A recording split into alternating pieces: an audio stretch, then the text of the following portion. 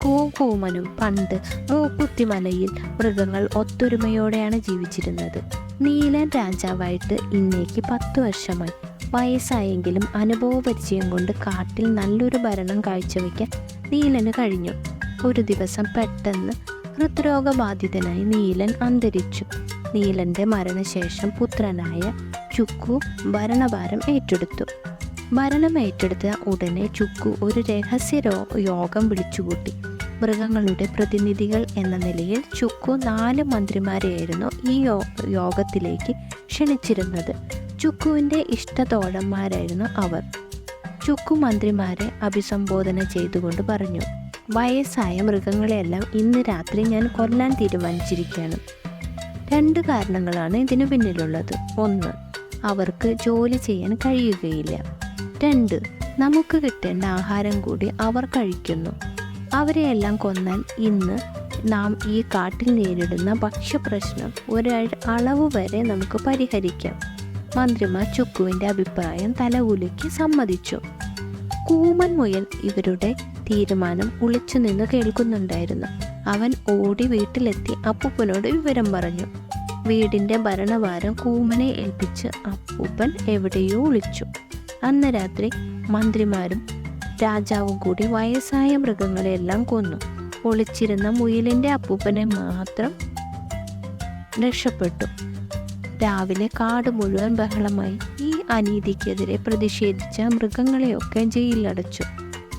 കുറെ ദിവസങ്ങൾ കഴിഞ്ഞു. ഒരു ദിവസം ചുക്കു വായ് തുറന്നു വെച്ച് സുഖമായി ഉറങ്ങുകയായിരുന്നു.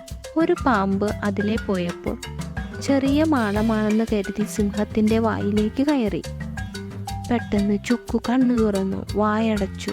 പാമ്പ് സിംഹത്തിൻ്റെ നാക്കിൽ കയറി ചുറ്റി. രാജാവ് അപായമണി മുഴക്കി. കാട്ടിലുള്ള മൃഗങ്ങളെല്ലാം ഓടിയെത്തി. ആപത്തിൽ നിന്ന് രാജാവിനെ രക്ഷപ്പെടുത്താൻ മൃഗങ്ങളെല്ലാവരും തല പുകഞ്ഞു ആലോചിച്ചു. പാമ്പിൻ്റെ വാല് പിടിച്ചു വലിക്കാൻ കുറേ പേർ ശ്രമിച്ചപ്പോൾ മറ്റു ചിലർ രാജാവിൻ്റെ നാക്ക് മുറിക്കാൻ ഉപദേശിച്ചു. ഇതെല്ലാം കണ്ട രാജാവിന് കോപം വന്നെങ്കിലും വേദന കൊണ്ട് ഒന്നും മിണ്ടിയില്ല. വയസ്സായ മൃഗങ്ങളെയൊക്കെ കൊന്നതിൽ ചുക്കുവിന് പശ്ചാത്താപം തോന്നി. അനുഭവസമ്പന്നരായ ഇവർ ജീവിച്ചിരുന്നുവെങ്കിൽ തന്നെ ഈ ദുരവസ്ഥയിൽ നിന്ന് രക്ഷപ്പെടുത്തിയാലേ എന്ന് ചുക്കു ചിന്തിച്ചു. നിവൃത്തിയില്ലാതെ വന്നപ്പോൾ വിക്കി മൃഗരാജാവ് ഇങ്ങനെ പറഞ്ഞു: ഈ അപകടത്തിൽ നിന്ന് എന്നെ രക്ഷിക്കുന്നതിന് പകുതി രാജ്യം ഞാൻ നൽകുന്നതാണ്. കൂമൻ മുയൽ ഉടൻ രംഗത്ത് വന്നു. എങ്ങനെ എന്തെങ്കിലും സിംഹം പറയുമോ എന്ന് നോക്കിയിരിക്കുകയായിരുന്നു കൂമൻ. മുയൽ പറഞ്ഞു: മഹാരാജാവേ, ഞാൻ അങ്ങയെ സഹായിക്കാം. എനിക്ക് രാജ്യമൊന്നും വേണ്ട. പക്ഷെ ഒരു കാര്യം അങ്ങ് ഏൽക്കണം.